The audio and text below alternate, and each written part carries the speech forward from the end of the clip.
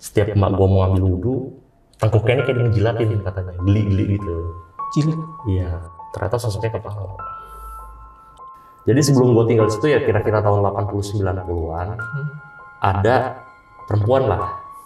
Gue namanya nggak gue sebutin. Jadi dia ini cakep gitu. Sampai suatu ketika dia ini ngalamin nasib yang cukup tragis. Diperkosa sama pamannya sendiri. Ada yang bilang setelah dia diperkosa stres terus bunuh diri, ada yang bilang juga dia hamil baru bunuh diri. Dari situ dia suka gentayangin warga sekitar. Apa bang? Gak jadi beli baksonya. Tukang baksonya nggak ada kepalanya. Nggak ada kepala. Iya. Sama om gue diintip masih ada, itu udah gerobak baksonya kelihatan, tapi tukangnya nggak ada kepala bener. Cuma badan. Iya.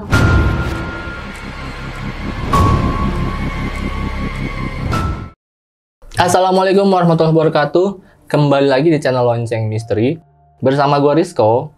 Nah, seperti biasa nih, kita kedatangan satu narasumber yang akan menceritakan pengalaman mistisnya. Jadi narasumber kali ini mau cerita tentang pengalaman dia di rumah sendiri nih.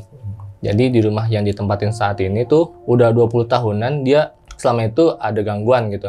Ya udah, nggak usah lama-lama lagi, langsung kita sapa aja nih. Di samping gue udah ada Bang Dian. Halo. Halo Bang Dian. Halo Bang. Oke. Gimana kabar Bang? Alhamdulillah baik. Alhamdulillah. Oke. Nah, jadi kali ini mau cerita tentang di rumah ya Bang? Rumah gua dulu ya. Gua cerita ya untuk perkenalan ke sahabat Lonceng Misteri yang biasanya gua kan nonton doang nih. Nah, sekarang nih gua diundang nih. Oke. Ya, jadi perkenalkan, nama gua Dean, umur gua 26 tahun, gua seorang konten kreator horor ya, suka main ke tempat angker ya, dari channel gua tuh Ghost Explore TV. Jadi gua mau ceritain rumah gua dulu nih. Ya, gua tinggal tuh di Depok, tepatnya daerah Beji ya, di Kukusan. Singkat cerita, gua pindah Kukusan tuh tahun 2002. Dan sebelumnya gua tinggal itu di Jalan Fatima Atas, dan itu sekarang kena gusuran Jalan Juanda Depok. Nah, gua pindah tuh ke Kukusan. Tapi rumah itu dibangun dari tahun 2002, Bang. 2002, ya menjelang akhir lah, menjelang 2003. Tapi baru bener-bener gua tempatin tuh 2003. 2003. Oke. Nah, tadi tuh cerita singkatnya dari Bang Dean. Narasumber kita kali ini adalah seorang konten kreator. Nama channel YouTube-nya itu Ghost Task Force. Nah, jadi bagi kalian yang penasaran nih dengan channel tersebut, kalian tinggal gampang mampir aja ke channel itu. Dan juga subscribe juga, jangan lupa. Jika kalian mau jadi narasumber seperti Bang Dian di sini, caranya gampang banget. Kalian tinggal klik link bio yang ada di Instagram Lonceng Misteri. Nanti dari tim kita ada yang bantu kontak kalian. Oke, nggak usah lama-lama lagi, langsung kita simak ceritanya.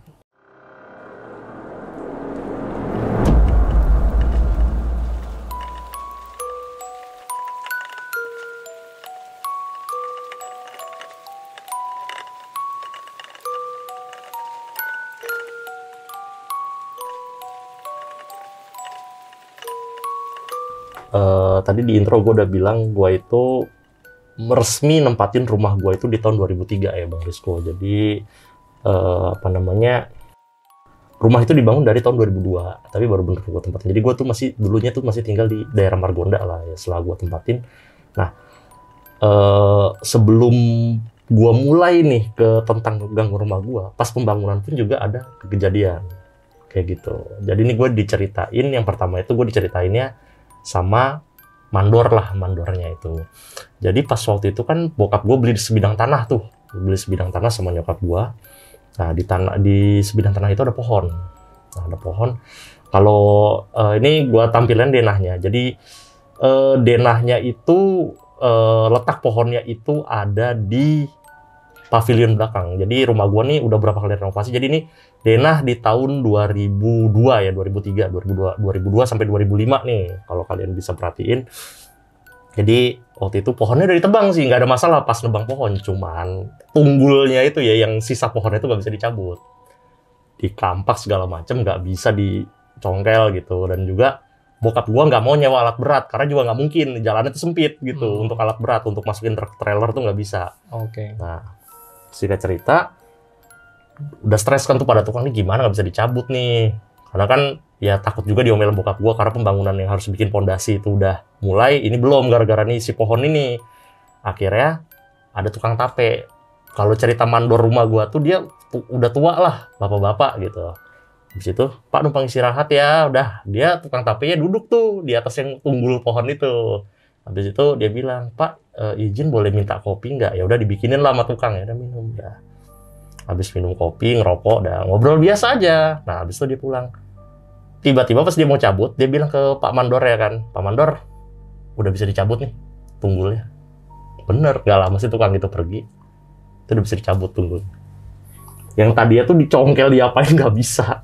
Cuma karena tukang tape. Iya, tukang tape ya, tape uli gitu sama tape singkong, ya dia minum kopi gitu. Nah, mungkin si penunggu pohonnya nih sajennya kopi sama tape mungkin gitu loh. Nah, habis itu singkat cerita gue 2003 gue nempatin rumah. Nah, yang sering ngalamin pertama ini tuh bokap. Tapi Bang Rizko percaya nggak sih? Setiap daerah itu sebenarnya punya urban legend-nya sendiri. Ada, pasti. Mungkin ada. di komplek di tempat abang tinggal ini pasti ada juga urban legend-nya. Iya. Ya mungkin memang nggak viral, nggak kayak TPU Jeruk Purwo, tapi di tempat gue juga ada, namanya Si Putih. Si Putih. Si Putih ini sering datengin rumah-rumah orang. Jadi yang tinggal di situ pas pernah datengin Si Putih lah rumahnya gitu. Ya intinya sih daerah mainnya Si Putih ini tuh daerahnya RT gua doang. Mungkin RT lain sih enggak, tapi RT gue tuh pasti datengin sama Si Putih ini. Si Putih ini, dia wujudnya cakep. Oh, cantik ya? Iya, kisaran umur 20-an. Kayak Cina, tapi bukan Cina gitu. Kayak Chinese lah, mukanya oriental gitu, tapi cakep. Nah, jadi suatu hari, itu kalau nggak salah, gue masih baru nempatin itu. Jadi kan, orang tua gue nih kan kalau pulang kerja, bokap nyokap itu kan pulangnya jam 7 habis maghrib. Jam 7, mobil masuk garasi, ya udah kita makan rame-rame. Lagi makan, nah itu di pintu yang tempat biasa gue masuk tuh yang dekat garasi ada pintu. Itu tiba-tiba ada sosok cewek tinggi lah, mungkin tinggi sekitar 165, 170 lah, cakep gitu. Tapi gue nggak ngeliat, yang lihat tuh emak gue, bokap, almarhum Simbah sama pembantu gue di dapur lagi nyuci piring, apalagi ngapain gue nggak tahu. Dia bilang, Assalamualaikum, gitu. Emak gua sama Simba udah tahu itu bukan manusia. Karena kalau manusia, logikanya dibuka pagar kedengeran. Ini nggak ada suara pagar. Tahu-tahu dari pintu aja, iya depan pintu. Nah, udah emak gua udah zikir mbak itu. Nah, gua bingung kan ini kenapa gitu. Sampai akhirnya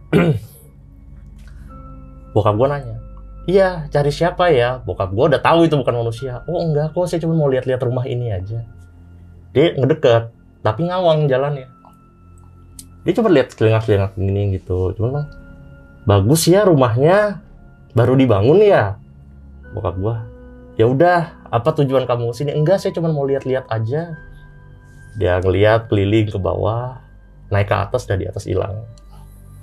Oh, dia masuk rumah keliling-keliling? Iya. Naik ke atas? Nah, tapi nanti mungkin akan gue ceritain background-nya Si Putih ini siapa di akhir. Ini juga sebenarnya termasuk ya gue nggak akan sebut namanya. Gue tahu sih nama asli Si Putih ini siapa, tapi nanti di akhir cerita kita ceritain Si Putih ini siapa sih. Gitu. Oke. Habis itu cerita yang kedua itu setiap emak gue mau ambil wudhu, tengkuknya ini kayak ngejilatin katanya, geli-geli gitu. Jilat? Iya, emak gue yang cerita. Sampai akhirnya dipanggil lah orang yang paham kayak gitu. Ternyata sosoknya kepala. Kepala buntung? Atau ya, kepala tok aja, kepala doang aja. Bukan kayak kuyang, bener-bener kan kalau kuyang kan ada jeroan apa segala macam, dia nggak kepala doang. Dan itu memang ganggu. Dan adik gue juga pernah lihat. Jadi adik gue tuh sampai dibikin nangis berjam-jam itu gara-gara sosok itu. Gitu. Kepala itu? Iya, jadi awalnya dia diajak main adik gue. Terus tiba-tiba si sosok itu nunjukin wujud aslinya. Katanya sih pertamanya sih wujudnya biasa gitu. Ya nggak serem lah. Tapi mungkin bukan wujud manusia, tapi nggak serem. Tiba-tiba dia nunjukin wujud yang creepy. Ya udah, adek gue tuh nangis kurang lebih ya 3 jam, adalah dari habis Isya sampai mau jam 11 malam itu dibikin nangis terus adek gue. Karena sosok itu ya, nampakin wujudnya. Iya, kepala itu juga. Terus pernah juga gue lupa ya udah tahun berapa, 2004 atau 2005 gitu. Lagi makan malam, orang tua gue lagi makan sama nyokap, gue lagi makan tapi depan TV dan nggak jauh. Tiba-tiba mati listrik, dengan gelap. Tapi gue lihat samar-samar di belakang bokap gue itu ada sosok 3 biji, gue nggak tahu itu apa. 3. Udah siluetnya udah kelihatan, ada 3. Dan kalau kejadian ya, kalau gue sih sebenarnya jarang, paling kalau gue suara-suara. Yang paling sering bokap gue. Jadi dulu itu bokap gue tuh punya hobi sering begadang. Dia waktu itu lagi nonton bola apa gitu ya. Pokoknya masih doyan begadang lah dulu. Dia masak, gue inget bokap gue cerita tuh dia masak ini yang bubur instan itu tuh. Lagi asik masak, tiba-tiba ada suara. Masak apa gitu. Disangkanya pembantu gitu. Mau nengok, maksudnya bilang, kamu ngagetin saya pas ngeliat. Nggak ada sosoknya. Tapi suara jelas. Iya. Dah. Mau dibawa ke atas. Dari atas, turun tangga. Ada sosok emak gua. Mah, ngapain turun? Nah, bokap gua kan mikirnya emak gua apa sih? Mama ngapain nih turun gitu kan. Udah akhirnya, bokap gua bodo amat lah, naik. Dia naruh piring, mau ke kamar. Entah nggak tahu, ngeliat emak gua tuh masih tidur. Berarti yang turun tadi siapa itu? Papasan. Tapi cuek gitu, ditanya bokap, mah ngapain gitu. Udah. Diem aja. Iya, emak gua arahnya ke dapur. Gitu. Terus ya diliatin sosok genderuwo juga pernah, dan pas bokap gua itu dia ngeliat sosok genderuwo, besoknya dapat proyek. Gitu. Habis ngeliat sosok genderuwo dapat proyek. Iya, besoknya bilang, Pak ini. Terus langsung dia itu ngelihatnya genderuwo itu duduk di ruang tamu gitu. Nah, pas paginya dikabarin dapat proyek, makanya dia langsung bilang, Dean, besok kamu sekolah berangkatnya sama Om ya, jangan sama Papa besok mau ke daerah ini ada proyek gitu. Bilang apa jangan-jangan karena genderuwo itu kali yang ngasih, tapi kan nggak mungkin karena gue bukan sombong, bukan ria, keluarga gue itu termasuknya religius banget gitu. Jadi jangan dipikir, wah punya pesugihan nih gitu, enggak. Tapi dituduh pesugihan mah sering sama tetangga gitu. Kan mulut tetangga kan kejam ya kadang-kadang. Iya. Nah, jadi ketika sorry Bang, gue potong. Ketika bokap ngelihat sosok genderuwo nih di ruang tamu itu, respon dari bokap Bang Dian tuh kaget atau biasa aja atau gimana? Bokap gue biasa aja. Biasa aja. Orangnya berani ya? Iya. Oke. Karena bokap gue selalu pesen ke gue, kamu kalau ini jangan pernah takut sama yang gitu-gituan gitu. Karena gue pun dari kecil itu nggak pernah jangan ke situ pamali, jangan tuh nggak pernah diajarin. Jadi dari kecil tuh gue diajarin rasional gitu sama orang tua gue.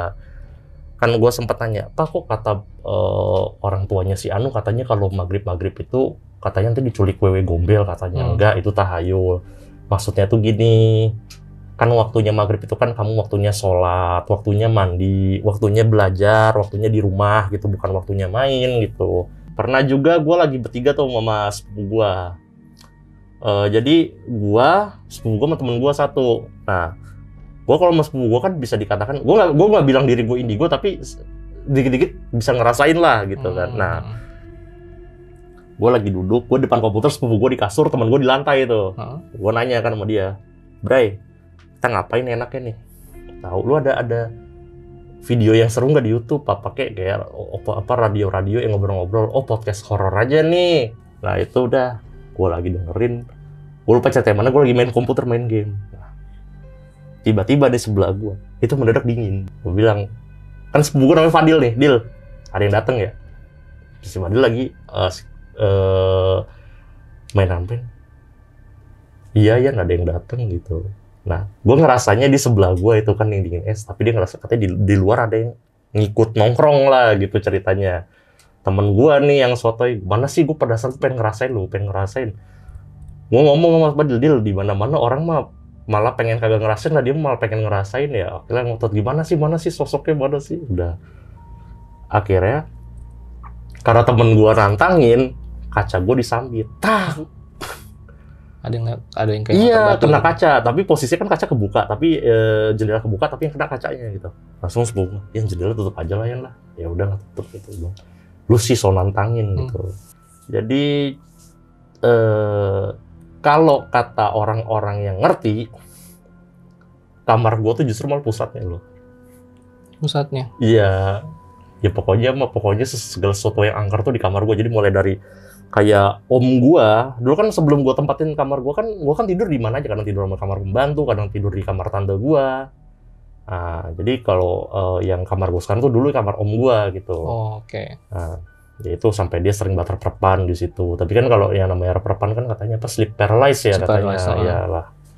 Nah itu, jadi pernah ada kejadian gini, temen gua nginep Nah temen gue nginep, udah kan habis main PS, dulu tuh main PS3 dulu, gue belum punya komputer, gue main PS3 kan, habis tuh udah yuk ngantuk nih, karena masih zaman anak sekolahan kan, meskipun hari libur nggak biasa begadang gue itu kan, jadi rasanya jam 10 malam itu udah malam banget gitu, udah yuk tidur yuk. Nah udah tidur, ya udahlah, teman gue ngalah kan, dah matiin lampu. Jadi kan gue kan dulu kan kasurnya kan kasur yang ada atas ada bawah yang bisa ditarik gitu kan, gue tidur di kasur bawah, temen gue di kasur atas. Nah temen gue bilang, Yan, gue nggak bisa tidur nih gitu. Kenapa? Nggak tahu gitu. Pengen ngerokok. Ya udah tapi ngerokok di luar ya. Ah nggak enak gue. Lu lah yuk ngerokok. Kagak gitu. Ya udah kalau mau ngerokok di kamar mandi gitu. Udah kan. Ya udahlah dia kamar mandi sambil ngerokok gitu. Gue bilang, lu ngapain bawa HP? Ya nyari bahan. Jangan berisik ya. Kalau kedengeran nggak enak sama orang tua gue nih gitu. Ya udah. Tuh gue udah tiduran aja. Tapi nggak tiduran lah. Mata juga nggak, belum apa, masih bisa melek gitu, masih belum ngantuk. Udah tidur ngobrol ngalor ngidul, tiba-tiba dia bilang, Yan, gue denger suara orang nangis ya. Ah masa sih? Gue nggak denger tuh. Iya suaranya dari luar gitu, dia bilang dari luar katanya. Nah gue tanya, ah yang bener lu? Iya sumpah. Kok suaranya makin deket, katanya suara yang dia denger suaranya ke kamar gue tiba-tiba. Tapi gue nggak denger apa-apa. Bilang langsung, Yan lu ada headset nggak? Ada nih, ya udah gue pinjem dah. Udah tuh dia, gue nggak tahu lah. Akhirnya gue ngobrol, karena dia pakai headset, gue juga ngobrol dia nggak denger kan. Jadi ya udahlah, gue sibuk main HP sampai ngantuk. Nah pas pagi gue bangun tuh kira-kira jam 6-an lah, jam 6 setengah 7 gitu. Tuh anak udah rapi. Kan biasanya kan kadang kalau Bang Rizko nginep di rumah temen kadang-kadang kan pulangnya masih ntar siang atau sore gitu kan. Nah dia pagi udah rapi. Udah lah Yan, gue cukup terakhir kalinya gue nginep di rumah lu. Emang kenapa? Udah gue gak mau nginep lagi. Emang kenapa? Ya gue dimimpiin katanya. Dia dimimpiin sama sosok ibu-ibu katanya. Kamu tuh di rumah orang jangan kurang ajar ya gitu. Dia ngomong kayak gitu. Oh jadi kejadian malam ketika dia ke kamar mandi sambil ngerokok. Iya. Pas malamnya tidur dimimpin sama sosok ibu-ibu. Kamu di rumah orang jangan kurang ajar ya gitu. Katanya dipelototin tapi katanya mukanya serem banget gitu kan. Ini gue terakhir kalinya gue nginep di rumah lo. Jadi makanya tuh anak kalau ke rumah gue sekarang nggak pernah nginep. Jadi sekalipun udah jam 1 malam pun dia paksain pulang gitu. Nggak nginep. Cuman karena sekarang kan dia udah kerja, jadi udah jarang lah main ke rumah gue gitu. Paling kontekan via handphone aja, nanyain kabar. Terus juga ada nih pengalaman temen gue. Tapi kalau yang ini 2014 nih, gue inget kejadian 2014. Itu gue lagi libur semester. Gue kan kuliah masuk 2013 ya. Gue lagi libur semester tuh. Libur semester. Temen gue main. Yan, main yuk. Terus udah, ngapain nih kita? Kan bertiga tuh, ngerujak aja yuk. Udah akhirnya cari tukang rujak lah, keliling tuh pakai motor. Itu kondisi udah mulai gerimis tuh Bang, gerimis. Dapatlah kita beli 5 tuh rujak kan. Makanya nih kalau kalian yang cewek-cewek bilang, ih cowok kok ngerujak sih lah. Emang kenapa kalau cowok ngerujak ya kan? Ya kan makanan. Gitu. Iya, udah habis ngerujak. Temen gue yang satu balik. Posisi padahal lagi hujan deras, tapi dia bawa jas hujan. Nah temen gue ini yang satu ini rumahnya di Cijantung. Dan hujannya, ya udah ntar habis hujan, paling habis maghrib beres gitu. Ditungguin sampai jam 10:30 malam, kagak reda-reda Bang, deres terus. Awet hujannya. 2014 tuh. Mungkin gua rasa juga di seluruh Jakarta sampai Bekasi pun hujan lah, ya kan. Terus sampai udah jam 11:30, gua bilang, udah lah Yan, gua nginep aja lah ini. Nggak mungkin gua balik. Udah, akhirnya dia tidur. Udah tuh tidur kita berdua. Paginya hujan masih deras itu Bang. Paginya? Masih deras hujan. Masih hujan? Kayak 2 hari nonstop deh itu hujannya. Ya 2 hari nonstop deh, gue ingat itu. Dia datang ke rumah gue hari Selasa, Rabu malamnya lah. Rabu sore atau Rabu malam baru bener-bener reda. Itu pun juga masih rintik-rintik. Tapi itu bener-bener hujannya literally deras banget gitu. Udah. Pagi, ya kamar lu serem banget tuh pas pagi itu. Dia bangun kita jam berapa ya? Jam 7. Biasanya cowok-cowok bangun siang kan. Emang kenapa bro? Ya semalam dari kamar mandi lu tuh, bak mandi lu ada yang mainin. Ceplek. Habis ada suara, ada suara kayak gitu. Terus lu bisa tidur. Ya gue baru bisa merem jam subuh. Makanya ini mata gue pusing banget ini. Mata gue masih nggak enak gitu kan. Kepala gue puyeng. Habis itu dia bilang, terus gimana mau tidur lagi? Ya kagak dah. Gue aja semalam nginep di sini aja kagak pamit sama orang tua gue. Ntar orang tua gue nyariin lagi. Ya udah tuh akhirnya dia sorenya pulang karena udah mulai reda walaupun masih rintik-rintik gitu. Yang paling sedih juga ada sih. Yang paling sedih, oh gimana tuh? Jadi kalau lihat di denah, kamar yang sebelah musola itu kan yang terakhir, sekarang kan ditempatin sama bulenya mak gua ya. Tantenya mak gua lah, bule manggilnya ya. Nah, sebelumnya dia tuh yang nempatin almarhum nenek gua. Jadi sedihnya tuh gini. Gue juga masih ngerasa bersalah sih sebenarnya sampai sekarang. Karena gua tahu kalau gua nggak nurutin kemauannya dia, paling nggak dia sekarang masih ada.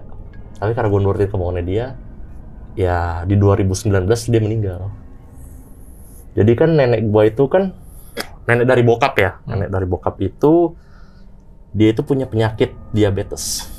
Nah, dia kan tinggalnya kan di Petamburan. Rumah kelahiran gua lah. Gua lahir tuh di Petamburan. Nah, tinggal di Petamburan. Cuman kalau di sana itu dia itu ya diurus tapi nggak proper lah. Jadi masih sama om gua, anak yang pertama tuh apa aja masih turutin. Mau kopi boleh, karena kan udah diabetes. Nenek gua tuh nggak boleh minum kayak gitu sebetulnya. Mau ini boleh. Dan nenek gua tuh kalau pakai gula itu manis kurang manis gitu. Jadi kalau lu disajiin, kalau nenek gua masih hidup nih, ya Bang Rizko main ke rumah gua, disajiin minum sama nenek gua, itu manis sampai enek di leher gitu. Oh, bener ya manisnya tuh. Iya, nah akhirnya dibawalah tahun 2017 tuh dibawa ke rumah gua, diurusin di rumah gua. Sampai di tahun 2019 gue ingat itu lagi pilpres. 2019 ya. Pemilu tuh, lagi hari pencoblosan. Nah, semalam sebelum pencoblosan gue nanya ke nenek gue, "Nek, nyoblos nggak?" gitu. "Ah, enggak lah, nenek udah tua, ngapain ya?" Udah.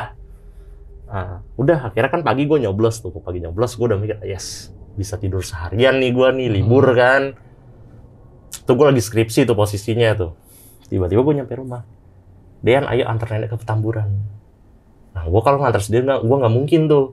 Akhirnya apa? Gue telepon cewek gue, "Yang, ke rumah yang, temenin, mau kemana? Ke Petamburan." Gitu. Si nenek nggak ada yang nemenin, ya udah akhirnya gue bawa ke Petamburan. Gue nyetir lah di Petamburan, dia biasa bersilaturahmi gitu. Nah, cuman saat itu memang kebetulan kondisi rumah yang di Petamburan itu ya, maaf banget ya, semoga aja keluarga gue nggak ada yang nonton sih. Itu ya lagi nggak bagus lah kondisi rumahnya gitu. Ya, jadi kurang terawat ya. Gitu ya.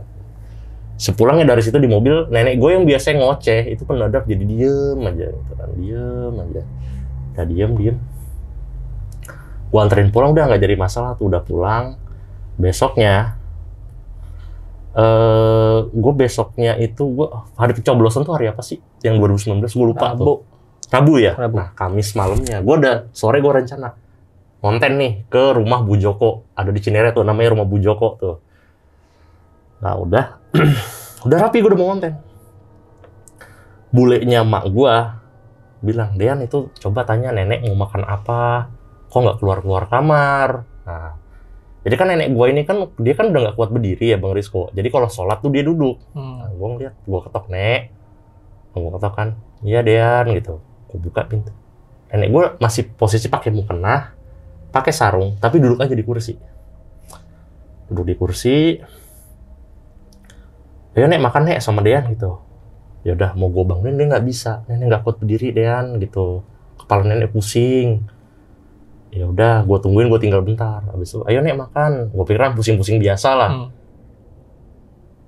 Udah mulai kehilangan kesadaran. "Nek, iya Dean, kenapa? Ayo Nek makan, nenek nggak kuat berdiri Dean." Ya udah. Gue udah panik tuh, karena apa? Posisi orang tua gue lagi nggak di Indonesia. Ya, bokap nyokap lagi nggak di Indonesia, lagi nengokin adik gue kuliah tuh di Turki.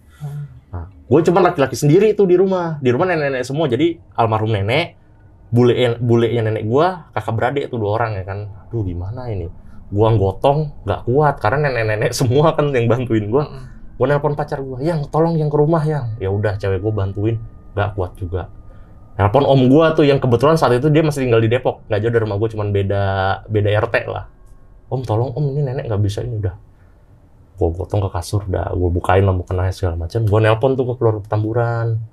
Kan karena gue kan orang Padang ya, gue jadi manggil om itu Pak Wo gitu. "Pak Wo, ini Pak Wo, nenek nggak bisa bangun gini." Udah, terus keluarga dari Petamburan datang. Gue sempet bilang, "Ini telepon Papa, udah jangan nanti kasihan Papa pikiran ya kan." Udah. Tanya akhirnya ya diurusin lah sebentar, nggak lama Pak Wo gue sekeluarga baliknya udah jam 2, jam setengah 3 lewat, gue tidur. Paginya ngedrop. Akhirnya apa? Gue bawa ke rumah sakit. rumah sakit dekat rumah gua tuh, Geraha Permata Ibu namanya, nama rumah sakitnya kan. Gua bawa periksa, ya udah ini dikasih, dokternya tuh sampai marah sama gua. Jadi gua sama cewek gua diomelin sama dokternya. Ini kenapa baru dibawa sekarang mas gitu? Loh emang kenapa dok? Kan sering kita minum ini. Masalahnya ini harus sering-sering kontrol neneknya gitu. Dan akhirnya kasih wejangan dan kasih obat. Nah ini minumnya tiap pagi kalau nggak salah minum obat diabetesnya tuh. Nah pulang dari rumah sakit ya udah tuh. Ya sempet lah normal, masih bisa berdiri lagi jalan-jalan. Nah akhirnya sampai kalau nggak salah hari Jumat atau hari Sabtu gitu, gue lupa tuh. Hari Sabtunya tiba-tiba nenek gue minta nonton TV. Udahlah dia duduk di depan TV nonton. Nenek gue tuh seneng tuh nonton Indosiar tuh yang menangis itu, nenek gue seneng banget tuh. Ya karena kalau dia lagi nonton itu dia nangis gitu kan, kok jahat banget ya suaminya. Kadang-kadang kalau gue nggak kuliah tuh saat itu, iya ya nek jahat banget suaminya ya. Terus sampai nenek gue bilang, kamu nanti kalau udah nikah sama maksudnya si cewek gue, kamu jangan jadi laki-laki kayak gitu ya Dian. Iya nek ya gitu. Nah abis itu pas habis nonton, nenek gue nih tidur sambil duduk. Nah, tidur sambil duduk, gue goyangin nggak bisa. Tapi masih napas tuh, jangan dikira udah meninggal ya, masih napas. Nek nggak sadar udah. Akhirnya nggak lama gue bangun, nek akhirnya dia bangun. Gue bawa berdiri udah nggak bisa. Akhirnya gue bopong ke kasur. Tuh akhirnya semenjak dari situ udah nggak bisa berdiri dan jalan lagi nenek. Gue duduk aja udah nggak bisa. Jadi makan apa semua tuh dibikin kayak bubur, ya pakai sedotan makannya. Kurang lebih dia kayak gitu 2 bulan. Lama-lama tuh yang kakinya mulai luka nyampe sampai kelihatan tulangnya gitu, sampai bau lah gitu kamarnya itu kan, bau pesing, bau apa segala macem. Sampai di malam takbiran Idul Adha, itu bulan apa ya gue lupa. Nenek gue ngembusin nafas terakhirnya. Tuh. Dan dikuburnya malam itu. Nah mulai kejadiannya itu setelah penguburan nenek gue. Jadi gue kan ikut nguburin gue sepupu gue sama temen gue. Nah, gue bangsatnya gue nih, gue habis nguburin gue kagak pulang. Kan lagi malam takbiran tuh kan. Nah, gue nggak pulang, gue malah nyari lokasi buat bakal konten. Nah, kebetulan gue dapet lokasi itu di daerah Rawamangun kan. Rawamangun nih, gue penasaran nih karena gue lihat pakai Google Street View nggak bisa. Jadi gue pengen lihat langsung. Oh iya nih lokasi keren juga nih, gede nih, kan. Gue sampai rumah, mobil masuk garasi, ya kan. Gue buka pintu tuh, pintu yang biasa gue masuk lah kalau ini. Bau anyirnya tuh bau koreng lah. Kalau misalnya Bang Rizko mungkin habis luka udah kering berapa, lu cium mah baunya kayak gitulah kurang lebih tuh. Tapi gue saat itu masih positive thinking. Ya karena mungkin nenek gue baru meninggal gitu kan. Jadi wajar lah, namanya kamarnya juga belum dibersihin gitu. Paginya ya gue bangun sholat id ya kan. Nah sholat id kan tempat mandiin nenek gue tuh belum dibalikin ya kan. Nah takmir masjidnya juga lagi sibuk buat kurban tuh. Akhirnya gue pagi-pagi sama sepupu gue udah malu banget kan gotong-gotong yang buat mandiin jenazah gitu. Om ayo om bantu. Nah nggak mau, om mau makan ketupat aja di sini kan. Bangke nih om gue nih. Udah akhirnya gue berdua terus sepupu gue dorong. Nah malamnya jam 9 bau anjir itu keluar lagi dari kamar almarhum nenek. Wanginya sama persis kayak waktu malam minggunya. Malam minggu. Itu kan malam Senin nih, yang pas malam Senin baunya lagi. Nah, gue masih positif tuh. Apa iya roh nenek gue ini belum meninggal gitu, masih ada di rumah, gue nggak tahu. Nah itu posisinya itu kan udah jam 9, jadi di rumah gue itu jam 9 tuh orang-orang pada masuk kamar gitu, habis nonton sinetron, nonton apa, pas lampu tuh udah semua dimatiin, nah barulah masing-masing masuk kamar gitu. Nah udah gue pikir ya udahlah bodo amat. Senin ya gitu lagi. Tapi baunya hanya muncul kalau orang-orang udah pada masuk kamar masing-masing. Oh, jadi baunya ini baru tercium tuh ketika jam 9-an gitu? Ya pokoknya kalau kayak bule emak gue ya, gue kan manggil bule emak gue kan nenek ya. Bule emak gue udah masuk kamar, emak gue bokap gue udah masuk kamar, itu baunya baru keluar. Jadi kalau ada orang masih ya itu belum keluar. Nah, ini jadi cerita ini tuh ada 3 versi. Versi gua sama sepupu gua, versi bokap nyokap, sama versi susternya nenek gua. Jadi gue ceritain versi gua dulu ya. Nah yang versi gua, kan jadi kamar nenek gua ini pintunya nggak bisa nutup sempurna. Jadi meskipun udah ditutup, dia biar rapat harus diganjel. Kalau nggak diganjel dia buka sendiri kan. Nah, jadi pokoknya itu gua lupa tuh hari Senin apa Selasanya ya. Pokoknya mah setelah orang pada tidur itu, gue masih nge-game sama sepupu gue lah, ya dengerin podcast, curhat-curhat, diskusi, debat bumi datar, bumi bulat gitu kan. Nah, abis itu gue pengen ke kulkas, ngambil air, aus kan. Nah, gue keluar, gue ngeliat nenek, kamar nenek gue kan udah kosong. Spray udah nggak ada, tapi gue masih lihat pintu kamar mandinya. Pintu kamar mandinya ini, pas gue lihat tiba-tiba dia ngebuka, jeglek, kayak ada orang masuk gitu. Jadi kayak orang buka pintu terus masuk, terus ada suara jeglekan kayak dikunci gitu. Padahal nggak ada orang ya? Nggak ada orang. Wah, nggak iya nih. Gue cerita sama sepupu gue, Dil, barusan gue ngeliat itu tuh, Dil, penampakan dari kamarnya gue cerita gitu. Ah, masa sih? Gue udah cerita tuh ke si Padil tuh. Si Padil bilang gini, kok nggak lu kontenin ya? Kan gue mah kagak megang kamera, gimana mau dikontenin gitu. Ya udah pasang kamera aja. Nah, kebetulan kamera gue DSLR kan nggak bisa ngerekam lama-lama. Ya udah coba lu cek ke kamar nenek gue. Pas dibuka, ya kamar mandi nenek lu kok kunci, beneran kekunci dong dari dalam. Dari dalam? Iya. Nah, abis itu ya selebihnya ya kayak gitu aja sih, cuman bau anyir aja tuh yang gue cium. Nah, sekarang versinya bokap nyokap gue. Jadi bokap nyokap gue ini kan dia biasa sholat tahajud jamaah lah gitu, bokap gue imam, tapi sholatnya di kamar. Gue lupa harinya hari Kamis apa hari Rebo lah, gue lupa lah. Pokoknya masih di Minggu nenek gue baru meninggal tuh. Mak gue lagi mau ngambil wudhu tuh, mau tahajud jam 2 jam 3, dia dengar. Jadi nenek gue nih nyebutin nama mak gue, ya ini aus gitulah. Gue nggak mau nyebutin nama orang tua gue lah, tapi tadi kata-katain karena nama ini gitu kan. Jadi nyokap. Jadi kayak manggil minta aus. Jadi kan nenek gue kan gitu kan, kadang Dean aus, ini si Mbak Suster aus gitu kan. Nah, sering nama gue dengar, padahal nenek gue udah meninggal. Nah, bokap gue bilang, Pak, denger nggak Pak? Iya mau papa denger gitu. Makanya papa nggak bangun, papa berusaha dengerin itu.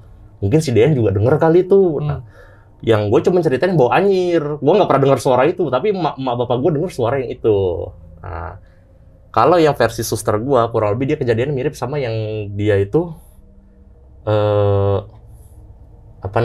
ngelihat yang pintu dibanting. Jadi waktu itu pas kejadian dia, gue lupa sih selang berapa hari lah, tapi belum genap seminggu ya. Jadi ya kurang lebih entah Kamisnya atau Jumatnya gue lupa kejadian sama. Tapi posisi kamar gue lagi gue buka, gue belum tidur tuh sama sepupu gue. Tuh dia tiba-tiba jam berapa itu ya? Gue inget jam 11 buka kamar. Nah dia ke dapur ngambil minum. Habis itu tiba-tiba dia lari tuh. Nah udah paginya gue nanya, lu kenapa semalam lari gitu? Kan gak gue apa-apain. Sembari gue genitin tuh. Bang, tahu nggak bang, aku semalam dia tuh di kamar nenek, di pintu kamar mandi tiba-tiba ketutup sendiri. Wah, berarti jangan-jangan sama yang kayak gue lihat waktu kemarin. Terus dia bilang, coba deh bang, cekin bang. Nah, gue cek tuh. Bener kekunci dari dalam pintu kamar mandinya. Oh, bisa ya? Nah, itu dia. Paling kan kalau setan selama gue bikin konten, paling ngebanting pintu. Kagak pernah ngunci kan. Ini kunci kamar mandinya itu? Slot. Kunci slot, bukan yang dipencet, yang slot. Yang kayak ya pintu-pintu yang kayak di WC umum lah kayak gitu. Dia nge-slot dari dalam ya? Iya. Nah, tapi ketika kekunci nih, kayak ada nggak sih kayak orang rumah yang ngecek buat buka pintu, atau itu ketika di slot itu ya nggak kebuka-buka terus gitu? Jadi gini, bulenya emak gue nggak berani masuk ke situ selama seminggu itu meninggal, dan si susternya itu kan dia ngerangkap masak juga di rumah gue lah, jadi suster ngerangkap pembantu juga tuh. Nah, di situ juga dia nggak berani ngecek, bahkan siang bolong pun nggak berani gitu. Untuk ngepel aja itu pintunya dibuka sama dia beres-beres, dan harus ditongkrongin sama bulenya mak gue sama nenek gue tuh. Dia nggak takut ya? Iya, karena dia punya percayaan katanya kalau di seseorang meninggal di kamar itu katanya selama 7 hari, yang dia yakinin ya, katanya kamarnya harus steril dulu, nggak boleh ditidurin, nggak boleh diapain gitu. Nah, akhirnya hari Sabtunya barulah gangguan itu udah normal lagi gitu. Dan kalau yang bau anyirnya nih ya, itu baunya hilang pas azan subuh. Jadi kalau gue lagi begadang nih, semalaman kalau kamarnya gue buka, itu menuhin satu rumah, sampai kamar gue. Gitu. Oh, pintu si kamar nenek ini kalau ya, dibuka? Itu kan karena dia nggak bisa nutup sempurna. Oh, jadi iya. Kalaupun ditutup, dia ngebuka lagi sendiri gitu. Jadi kalaupun dirapetin harus diganjel, entah pakai batu bata apa gitu. Selalu tuh kayak gitu tuh baunya, bau anjir ya, bau koreng lah. Bahkan gue sempet live streaming, pakai IG dulu tuh live streaming kan. Sampai kasurnya gue tandain, gue injek-injek, bener nggak sih gitu, nenek gue masih ada gitu kan. Tapi ya gitu, cuman bau anjir aja yang gue dapetin gitu. Ya itu ya yang salah satunya itu sih yang, dan gue pun kalau inget itu juga masih ngerasa bersalah. Kenapa nenek gue turutin maunya ke Petamburan, tapi ya udahlah, namanya udah takdir. Ya kan nggak bisa lah kita mendahului takdir ya kan. Iya, namanya umur nggak ada yang tahu ya. Betul. Terus ini ada juga cerita dari almarhum abang sepupu gue. Jadi dia itu kan sebenarnya orang tuanya tinggalnya gak jauh dari rumah gua. Jadi keluarga gua dari Medan gitu kan. Keluarga dari nyokap nih. Dan bokapnya dia itu kebetulan kerja sama bokap gua. Jadi supir truk. Dulu kan gua punya truk tuh. Dan di Denah tuh ada garasi dulu punya truk. Nah dia waktu itu, ya biasa namanya anak muda begadang. Laper kan. Nah laper. Malam-malam denger suara tukang bakso. Ting ting ting ting. Nah dia sama om gua tuh. Nah om gua denger juga suara tukang baksonya kan. Namanya om gua Tata nih. Tah, bakso sabi kali ini. Iya, tapi tukang baksonya nggak bawa hate ya, tukang bakso doang nih. Nah, akhirnya ya udah. Kan almarhum abang sepupu gua ini si Bagol ya, panggilannya Bagol tuh. Gua nggak ini. Ya udah Gol, lu ambil piring, lu aja yang keluar nih duitnya nih udah. Pas dia keluar buka pintu, tapi dia keluarnya nggak dari pintu yang garasi, dia keluar dari pintu utama tuh ya, ruang tamu, ya kan. Tiba-tiba balik lagi, terus kunci pintu. Apa Gol? Nggak jadi beli baksonya. Tukang baksonya nggak ada kepalanya. Nggak ada kepalanya? Iya. Sama om gue diintip. Masih ada. Itu udah gerobak baksonya kelihatan tuh. Tapi tukangnya nggak ada kepalanya, bener. Cuma badan. Iya. Itu standby itu di depan rumah? Iya, terus udah tutup lah. Langsung tidur tuh om gue sama almarhum abang sepupu gue tuh. Gokil sih. Iya. Udah bawa duit kan. Yang baksonya nggak ada kepalanya. Ini berarti tengah malam ya? Iya mungkin lah, namanya waktu itu almarhum abang sepupu gue umurnya masih 19, om gua itu masih umurnya 22. Ya masih umur segitu makan doyan begadang kan. Dulu ya begadang nontonnya Pak MTV dulu ya. MTV, MTV apa itu dulu. Tapi di tahun 2006 abang sepupu gue meninggal kecelakaan truk. Karena kan waktu itu kan dia udah bisa nyetir truk, jadi bokap gue ya udahlah, satu supirnya bokapnya, satu supirnya dia. Dan bokapnya nggak tahu kalau dia kecelakaan. Jadi padahal pulangnya tuh iring-iringan dari Bandung, habis dapat muatan tuh. Nah, cuman bokapnya dia udah jalan di depan, dia di belakang. Dia meninggalnya tuh nabrak mobil, truk lagi berhenti sih, ditabrak sama dia. Wah, kegencet. Seminggu di rumah sakit meninggal karena ada luka dalam di kepala. Dari situ bokap gue ngeliat korinnya. Korin? Iya, korinnya. Dia jelmaan. Jadi si abang sepupu gue ini kan ciri khasnya dia tuh kalau lagi di rumah gue, celana pendek kaos kutang. Terus bokap gue malam ya biasa tuh, kebiasaan bokap gue ngambil Indomie, udah turun. Entah kenapa bokap gue lupa kalau dia udah meninggal. Nah, dia ngelihat almarhum abang sepupu gue ini lagi duduk di pavilion belakang di dapur. Denahnya nanti gue tunjukin lah. Nah itu dia duduk situ. Gue bilang, Gol gitu. Bokap gue manggilnya Bagol juga tuh. Oh, nyapa? Iya bilang. Dia nengok, iya bang, dah duduk aja gitu. Nutup. Paginya berkas sekolah. Dia tahu nggak, papa semalam melihat bang Bagol tuh. Wah iya pak, iya papa, tapi papa lupa kalau dia udah meninggal gitu. Nah dari situ juga itu sering lah penampakan dia tuh selama ya kayak itu tadi, kayak nenek gue 7 hari ada aja yang lihat gitu. Kadang juga munculnya pagi-pagi subuh. Jadi pagi-pagi nih baru orang pada bangun. Kadang-kadang dia suka duduk di tempat dia biasa duduk tuh. Kadang-kadang dia kan pagi minum teh hangat gitu. Dia sering tuh duduk pagi-pagi. Pagi-pagi udah nampakin? Iya. Pagi-pagi remang-remang lah ya, jam-jam 5:30 gitu. Tapi kadang ngeliatnya sekelebatan doang gitu. Sebenarnya ada juga sih cerita kenapa sih dia itu bisa meninggal itu, kalau kesimpulan dari polisi ya katanya bundir katanya. Tapi ya mungkin kalau gue sih asumsinya yang ngantuk ya kan, mungkin dia nggak lihat. Tapi karena nggak ada bekas rem di situ. Nah, karena kan minimal orang kalau kaget kan refleks ngerem kan, mendadak. tapi ini enggak. Nah, bundir sampai pada akhirnya ternyata gua percaya itu bundir, tapi kalau gue sih nggak mau bilang itu bunuh diri ya, gue sih udah nganggep ya udahlah kecelakaan. Dia suka sama anaknya pembantu gua. Cakep anaknya bener. Itulah gara-garanya ini. Kan anaknya pembantu gua lagi main. Nah, kebetulan abang sepupu gua ini baru beli motor tuh, Jupiter MX. Gue inget tuh Jupiter MX. Nah, dia bilang, mau kemana? Aku antar ya, udah dianterin. Nah, dianterin. Dari situlah muncullah benih-benih cinta. Tapi abang sepupu gua nih nggak tahu kalau anak pembantu gua ini udah tunangan. Gitu.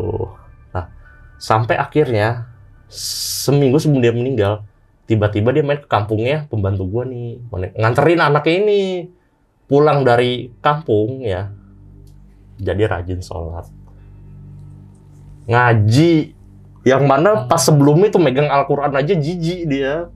Ada perubahan ya berarti ya? Iya, sholat kagak mau, mandi aja kalau inget dia kalau mandi itu. Sekarang pas setelah pulang dari kampungnya itu habis nganterin si cewek itu, mendadak jadi rajin tuh, bangun subuh udah bangun. Biasanya bangun jam 7, jam setengah 8 gitu. Terus abis itu pas dia udah meninggal nih, gue juga excited juga. Dia nulis surat. Ya pokoknya itu dia ngungkapin perasaannya lah. Tapi surat itu nggak pernah sampai ke cewek itu sayangnya. Cuma dititipin ke pembantu gue gitu. Tapi baru dikasihnya setelah dia meninggal. Gitu. Karena bisa dikatakan kalau ditanya, gue sempat nguping pembicaraannya anak pembantu gue sih, dia lebih milih abang sepupu gue itu. Karena? Satu seumuran. Oh, ketimbang tunangannya. Nah, tunangannya kan katanya lebih tua umurnya, dan anak sepupu gue nih, seenggaknya abang sepupu gue nih kerjaannya lebih pasti gitu. Walaupun cuma supir tapi lebih pasti ketimbang tunangannya. Itu. Dan gue baca suratnya bilang, anjir, gue pas banget lagi booming film Heart tuh. Oh iya. Cuman ini versi cowoknya kan, kalau Heart kan ini ceweknya kan. Lagi booming film Heart tuh, gue inget tuh. Kayak film Heart ini ya ceritanya ya. Oh, berarti itu yang bikin kuat bahwa si abang gue nih abang patah sepupu hati. Patah hati sampai niat untuk bundir. Iya. Karena dia tuh si anaknya pembantu gue ini dapat berita dia itu mau nikah. Jadi kalau nggak salah nikahnya itu abang sepupu gue kecelakaan itu hari malam Jumat ya, Kamis malam Jumat. Dia nikah kalau nggak salah hari Minggunya. Itu tahun 2006. Gue lupa bulannya apa. Itu 2006. Tuh. Kalau ada lagi paling ya itu aja sih om gue yang gue ceritain yang beda RT tinggalnya, yang sempat tinggal di Depok itu ya, dia kan kadang suka ke rumah gue karena rumah gue kan langganan koran tuh. Jadi dia buat baca koran aja baca. Kadang rokokan bareng sama gue, kadang dia gitu lagi baca koran di etalase rumah gue, etalase dapur tuh di kitchen set. Kadang di antara toples yang lu tau kan sih, toples yang gede, yang buat naruh orang ginang apa gimana, tapi yang gede nih. Kadang di toples tuh kadang suka ada kepala perempuan gitu. Kepala? Iya. Di toples? Iya. Siang lah gitu. Ini om yang lihat? Om, tapi dia biasa karena dia berani orangnya. Terus itu ya, sering tuh? Sering. Kadang-kadang gue juga suka ngeliat. Oh, pernah ngeliat juga? Iya. Gimana tuh bentukannya gitu di Rambutnya gue yang lihat rambutnya panjang. Kulitnya hitam coklat lah gitulah. Hitam, tapi hitam sih intinya. Matanya nggak kelihatan. Hidungnya biasa, mulut biasa kayak kepala aja gitu. Matanya nggak kelihatan? Iya, tutupan rambut. Oh. Anjir. Ya, kadang siang bolong gitu ngeliat. Terus, ini kan dari tadi gue cerita yang ngalor ngidul, gue lupa nih ceritain sepupu gue yang cewek nih. Jadi gue punya sepupu lah dari bokap ya, dia tinggalnya di Padang tuh. Nah, 2010 awal dia ditarik ke Jakarta, ke Depok. Karena apa? Supaya dapat pendidikan yang layak. Karena di Padang ini rata-rata pendidikannya tuh nggak bagus, kadang lulus SD nikah. Itulah intinya, supaya si sepupu gue ini nggak kayak kakak-kakaknya lah yang begajulan nggak jelas gitu, mau laki mau cewek gitu kan. Udah. Cuman si namanya sepupu gue ini kan yang biasanya dia dekat sama orang tuanya tiba-tiba harus jauh dan beda pulau lagi kan nggak mungkin. Kalau misalnya kayak Depok Petamburan ya udah seminggu sekali bisa pulang dia kan, tapi kan ini nggak. antara Depok Maninjau kan 3 hari 3 malam kan. Kan Maninjau kan kampung gua tuh di Padang. Nah, itu dia sering kesurupan. Bisa dikatakan sebulan 4 kali, berarti seminggu sekali. Seminggu sekali, rutin Iya. itu? Kurang lebih 3 bulanan dia kayak gitu. Tapi pas dia baru pindah ke Depok lah. Katanya dia ya setelah dia sadar dia cerita dia mau ikut kakaknya yang udah meninggal. Jadi dia tuh punya kakaknya yang paling tua, tapi udah meninggal muda. Itu meninggal. Tapi dia bilang kakaknya tiba-tiba ke rumah gua, ayo daripada di Depok, yuk kita ke Padang, pulang aja sekolah di Padang aja katanya. Terus pasti selalu nangis-nangis gitu, nangis-nangis. Dan juga dia itu pernah ceritanya dia siang-siang ini mau ngangkat jemuran. Ngangkat jemuran, dia ngelihat sosok nenek gua, bulenya emak gua, tapi yang kakaknya kan kalau sekarang tinggalan bule kan yang adiknya kan, yang kakaknya sekarang udah ikut tante gua di Seraseng Sawah. Dia ngangkat jemuran nih, Ini mungkin agak ribet lah ya bulenya yang mana di bulenya, tapi nenek gue yang kakaknya lah ya, gue sebutnya gitu aja lah. Tapi masih hidup nih orang ini. Nah, kan nenek gue yang kakaknya ini kan dia ya masak iya, ngangkat jemuran iya. Sepupu gue mau ngangkat jemuran tuh jam 12:30 siang habis zuhur. Dia mau ngangkat ke ruang jemuran tuh di atas, ada lah lihat ini denah nih ya. Nah itu dia ketemu nenek gue, bilang nek ya, nah nenek gue senyum aja dia, angkat. Selesai ngangkat jemuran, nenek gue masih di situ. Udah sepupu gue, udahlah turun lah, mau nganterin ke tempat setrikaan. Dia turun ke bawah, dia ngeliat nenek gue lagi naruh lauk di meja makan. Loh, nek bukan di atas?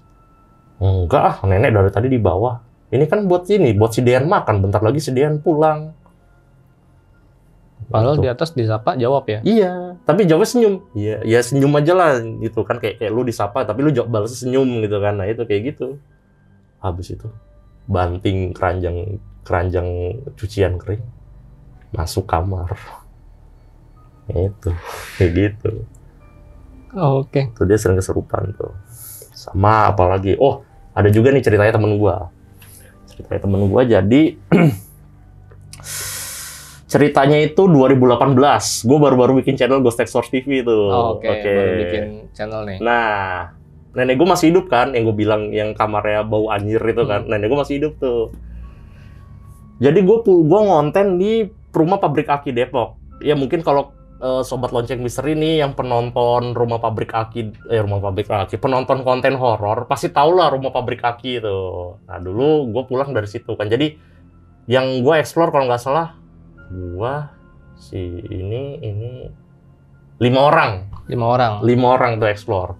Nah, tapi gue mau cerita explore ya nanti di episode berikutnya ya. Nggak seru kalau ceritain sekarang. Gue ceritain rumah gue dulu. Nah, jadi gue pulang explore tuh jam 1:30 jam 2 lah, gue lupa.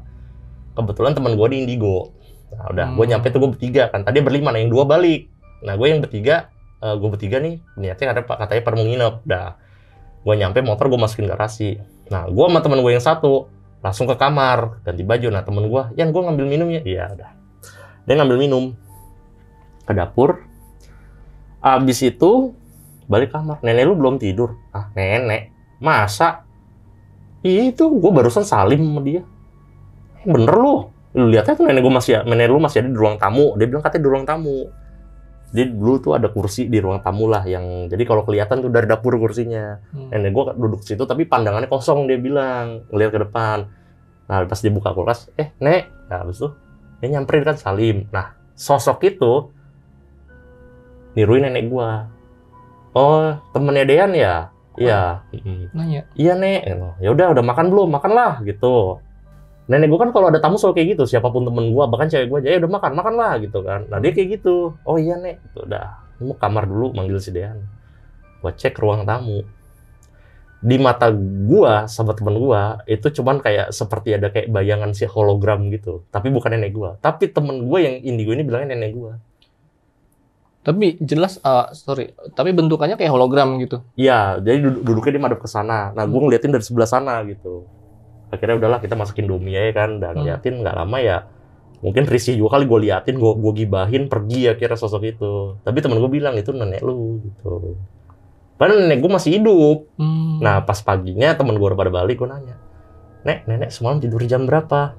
Ya kayak biasa lah, dia nenek jam 9 udah masuk kamar habis nonton TV.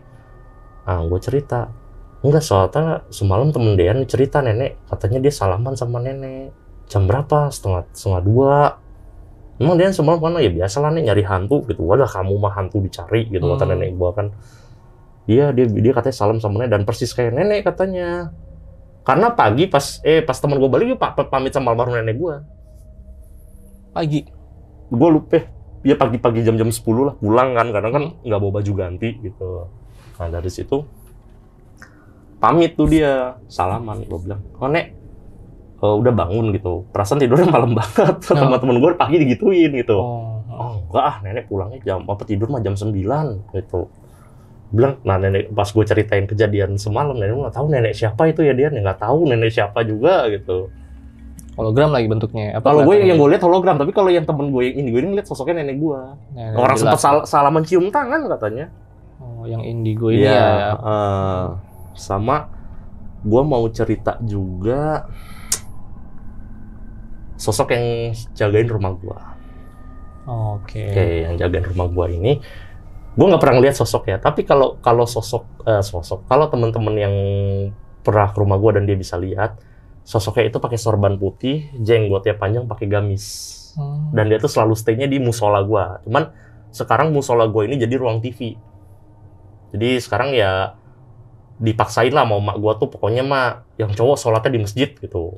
Nah, kalau dulu kan sholatnya pada di musola kan, di kamar, di musola pribadi. Sekarang mah yang cowok harus di masjid sholatnya kayak gitu. Nah, jadi ini yang ngeliat temen gua, jadi kan dia kan gini, udah ajar maghrib nih, ya kan. Yan, sejadah mana gua mau sholat tuh? Alah lu, tadi asar udah sholat, sekarang mau sholat kan. Udah ada lagi sholat, gua di kasur, jadi gua lagi sholat, gua foto-fotoin gitu pakai flash gitu kan. Terus tiba-tiba belum selesai, dia langsung dibatalin. Alah tai lu, udah gua mau sholat di musola aja. Ya udah sholat lah sana lu musola gitu. Gua masih ketawa-ketawa tuh, karena kan gua mau sholat juga gimana sejadahnya sama dia ya kan. Pas dia habis tahiyat akhir dia nengok, ternyata dia ingetnya sholat sendiri, ternyata ada makmumnya. Habis langsung lari gitu dia ke kamar gua. Gua ngeliat sholat tadi ada makmumnya loh. Hah, makmumnya siapa? Itu tadi yang bapak-bapak pakai sorban, jenggotnya tebel, dia bilang kayak gitu. Oh itu mah yang biasa ini kali yang jagain rumah gua gitu. Oh dia ngeliat? Iya, jadi makmumnya tapi. Dia ngeliatnya bentukannya jelas atau? Jelas, di belakang persis. Tapi saat itu dia lampu musola, dia sholat gak dinyalain. Jadi dia yang sholatnya di bagian yang kena lampu, nah yang si sosok itu di bagian yang gelap gitu. Tapi kayak posisinya sholat, jadi kayak imam sama makmum lah posisinya kayak gitu. Gitu. Bukan sholat dia berarti ya? Iyalah. Kan. Oke, nah jadi sebenarnya gue mau cerita dulu nih backgroundnya si putih itu sebenarnya jelmaan dari tetangga gua. Jadi sebelum gua tinggal di situ ya kira-kira tahun 80-90-an, ada perempuan lah. Gua namanya nggak gua sebutin. Jadi dia ini cakep gitu. Sampai suatu ketika dia ini ngalamin nasib yang cukup tragis. Diperkosa sama pamannya sendiri. Nah, diperkosa sama pamannya sendiri. Cuman pamannya masih hidup. Pernah ketemu gua sama orangnya.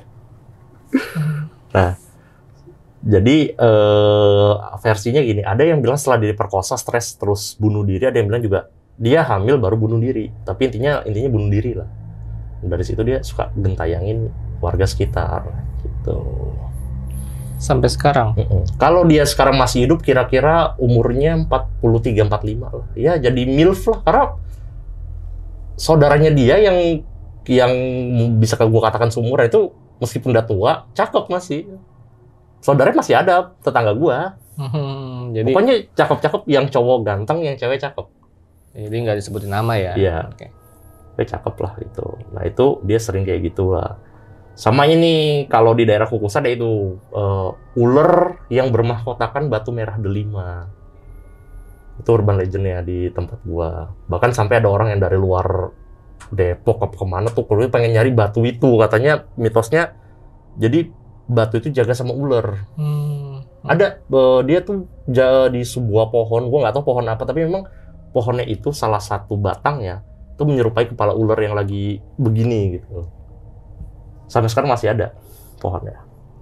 Si putih ini keluarganya juga ada yang gentayangan juga selain si putih ini. Jadi gue punya tetangga, masih keluarga si Putih juga, sama si Putih ini masih keluarga. Dia ini juragan kos. Jadi tadi sepasang suami istri kan, istrinya meninggal gara-gara muntaber. Nggak lama suaminya meninggal, tapi meninggal nggak ketahuan.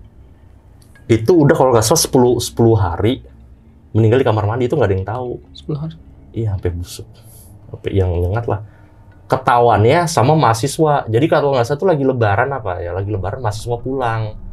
Nyampe kosan kok tumben ini kosan nggak dikunci. Nggak dikunci. Pagar, terus sepi. Nyari bapak kosnya gitu yang bisa mau lebaranan nggak ketemu. Nah, pas mau mandi, kok nggak bisa dibuka. Didobrak. Itu udah posisinya lagi sujud gitulah meninggalnya di kamar mandi ya. Iya. Dan itu sosoknya kalau malam dia nggak ganggu sih, tapi ya bikin orang yang lewat jadi takut gitu. Nah, jadi ini cerita bokap gue juga nih. Jadi kan dia kan dulu itu di lingkungan gue ini sering aktifin si Skamling. Jadi setiap malam minggu tuh bokap gue dapat gilirannya malam minggu, karena kan dia bilang bapak-bapak, Pak, saya kan Senin sampai Jumat kerja, Pak. Paling malam minggu kalau mau. Ya udahlah, akhirnya bapak-bapak situ setuju. Abis arisan bokap gue ronda kan. Ronda, ada tukang nasi goreng lewat gitu. Pak, ya udah lewat dah lah, asik ngobrol bokap gue yang ngegaple apa segala macem ya, khas bapak-bapak pos ronda lah ya kan. Abis itu nggak lama tukang nasi goreng lari. Pak, tolong saya Pak. Bokap gue kenapa? Itu Pak, ada hantu katanya kayak gitu, ke tukang nasi gorengnya tuh. Akhirnya bokap gue jalan ke tukang nasi goreng. Nah, bokap gue ngeliat. Jadi sebelum dulu tuh rumah gue sebenarnya tanah kosong. Sekarang sih udah jadi rumah ya. Sebelumnya tanah kosong. Itu di deket tanah kosongnya itu kan ada kayak bangku panjang. Depan bangku panjangnya ada sosok lagi jongkok. Jongkok itu pakai kaos kutang sama sarung. Bokap gue tadi nggak tahu itu siapa. Nah, arisan berikutnya cerita dia ke bapak-bapak. Itu mah almarhum si bapak itu Pak. Oh, almarhum ini. Iya. Bokap gue akhirnya jadi tahu tuh kalau ternyata meninggalnya itu ya 10 hari nggak ada yang tahu. Selama 10 hari itu di kamar mandi nggak ada yang tahu. Sampai busuk gitu ya? Iya. Posisinya sujud gitu meninggalnya. Ya, gue nggak tahu sih gimana ceritanya. Pokoknya yang gue tahu sih katanya sakit muntaber. Ya mungkin untuk kejadian di sekitar tempat tinggal gue ya, itu tentang rumah gue juga udah cukup lah. Sebenarnya mungkin masih ada ya. Masih ada sih, cuman mungkin ya kayak cuma suara-suara aja lah ya. Jadi nggak, ya kayaknya mungkin kalian sobat lonceng misteri mungkin di rumahnya juga dengar suara-suara diketawain apa gitu, kayaknya udah biasa. Jadi kayaknya nggak serem lah gitu ya, biasa aja lah. Ya. Oke, tadi berarti udah semua ya, cerita, udah Bang? semua sih untuk rumah itu ya. Nah, tadi sekian cerita dari Bang Dean tentang pengalaman di rumah ya, Bang, gangguan mistis sampai ada rasa penyesalan nenek meninggal gitu. Dan juga tadi dinotis tentang si Putih ini ya. Iya. Jadi kita nggak bisa nyebut namanya, padahal Bang Dean tahu tapi nggak bisa disebut. Pernah lihat fotonya.